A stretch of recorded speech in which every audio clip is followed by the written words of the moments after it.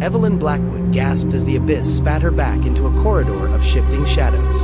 The air was damp and cold, each breath scraping against her throat. The walls seemed to breathe, veins of black mist crawling across the stone. Whispers filled the silence, hundreds of voices hissing her name. But Evelyn clutched the glowing journal close to her chest. It pulsed with a faint light, as though it were alive, as though it knew this nightmare better than she ever could. She whispered to herself, steadying her voice. I survived before. I will survive again. The corridor opened into a ruined ballroom. Chandeliers dangled on rusted chains, their crystals cracked, reflecting ghostly fragments of her face. A violin played faintly, broken strings weeping through the mist. From the far end of the room stepped a pale woman, her lips sewn shut, her eyes dark and hollow. She reached toward Evelyn with trembling hands. Before Evelyn could react, the woman was yanked backwards into the shadows. Her scream never came, only silence. Evelyn's journal burned with sudden words. Do not look back. She obeyed. The floor shattered. Evelyn plunged into icy black water, lungs burning as she fought to rise. Beneath her, something tugged at her ankles, dragging her deeper into the dark. She kicked hard, breaking free, and swam toward a glowing archway. With one last gasp, she pulled herself through, and fell into a vast underground library. Blue crystals cast eerie light on endless shelves. The silence was thick, broken only by the sound of books sliding from the shelves. They struck the ground and burst, not into paper, but into clouds of black feathers. The feathers swirled into a towering, faceless figure. It leaned close and whispered, Your story was never yours. Evelyn's voice trembled, but she lifted her chin. Then I'll rewrite it. She raised her journal high. The glow surged, hurling the shadow backward.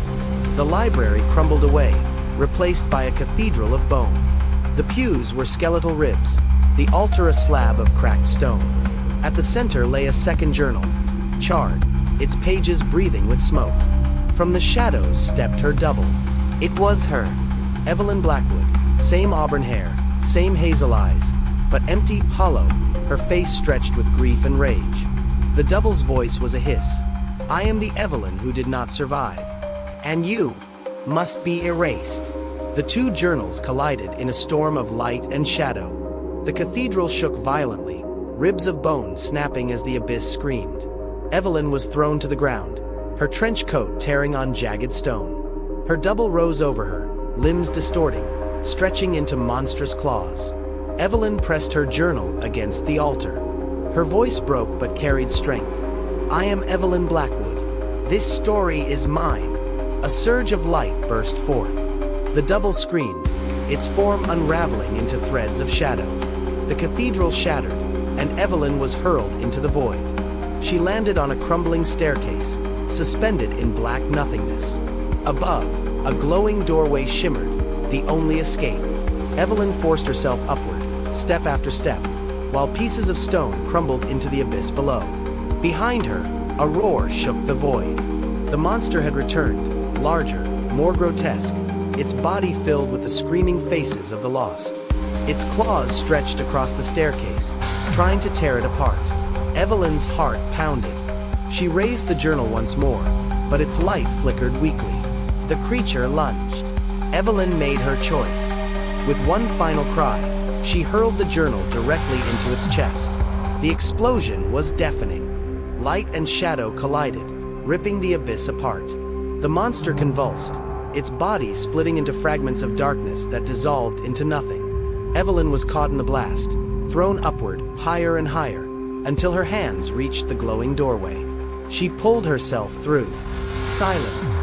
Evelyn awoke in the mansion's ballroom. The chandeliers swayed gently above her, as though nothing had changed. Dust floated in the air, glittering in faint moonlight. At her side lay the journal, burned and lifeless. She picked it up, holding it close, her breath ragged. Slowly, Evelyn stood and turned toward the cracked mirrors. Her reflection stared back, her auburn hair wild, her cream-colored trench coat torn. But her hazel eyes glowed faintly with something not entirely human. She whispered into the silence. It's not over. The chandeliers rattled. A cold wind swept through the room, carrying with it the faint echo of the abyss. Evelyn Blackwood had survived, but she knew the darkness would never truly let her go.